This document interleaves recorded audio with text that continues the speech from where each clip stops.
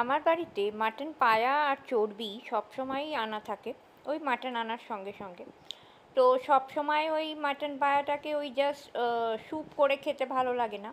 তো আজকে ভাবলাম মাটন পায়া আর ওর চর্বিটাকে মোটামুটি মাংসের মতো করে রান্না করে নেব। পেঁয়াজ কুচিয়ে দিয়েছি, আদা রসুন একটু থেতো করে নিয়েছি, গোটা গোটা ওই টমেটো দিয়ে দিয়েছি, একটু আলু দিয়েছি, আর রেগুলারের ওই ধনে গুঁড়ো, জিরে গুঁড়ো, একটু হলুদ গুঁড়ো, কাশ্মীরি রেড চিলি পাউডার দিয়ে দিয়েছি, কারণ এর মধ্যে আমি একটু আদা আর লঙ্কা বাটা দিয়ে দিই। আর তেলে ফোড়ন দিয়ে হিসাবে যেটা দিই সেটা হচ্ছে গোটা গরম মশলা, একটা লবঙ্গ দিই, একটা এলাচ দিই, আর এই একটু ছোট একটা টুকরো দারচিনি দিয়ে দিই। আর তারপরে যে মেখে রাখা মাংসটা রয়েছে, মানে মাংস বলবো না, ওই মাটন পায়াটা আর ওর যে মাংসের যে চর্বিটা, সেটা ওই ওর মধ্যে দিয়ে দেবো, মানে তেলের মধ্যে ছেড়ে দেবো। হাই ফ্লেমে মোটামুটি ওই 5 থেকে 7 মিনিট ভালো করে একটু কষিয়ে নেব। যখন দেখবে এইরকম তেল ছাড়া ছাড়া ব্যাপারটা চলে আসবে, আর অবশ্যই বলি এটাতে কিন্তু না তেলটা খুব কম দেবে, যেহেতু চর্বিটা আছে।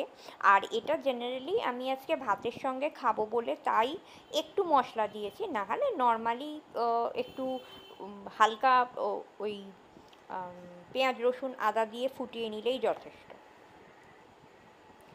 তো চলো দেখো, এরকম মোটামুটি যখন তেলটা ছেড়ে যাবে, দেখবে চর্বি থেকে যে তেলটা বেরোয় সেটা যখন ছেড়ে আসছে, তখন এর মধ্যে পরিমাণ মতো গরম জল দিয়ে দেবে। মানে আমি একটু পাতলা রাখি, তো এই রান্নাটা তো ঘন হয় না। আর সমস্তটাই যেহেতু পেঁয়াজ বাটাটা কোনো দিনই আমি দিই না, পেঁয়াজগুলো কুচিয়ে দিই যাতে ঝোলটা একটু পাতলা পাতলা থাকে।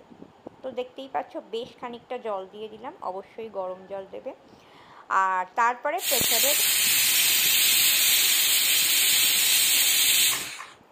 প্রেসারের ঢাকনাটা বন্ধ করে স্টিমটা দিয়ে নেবে।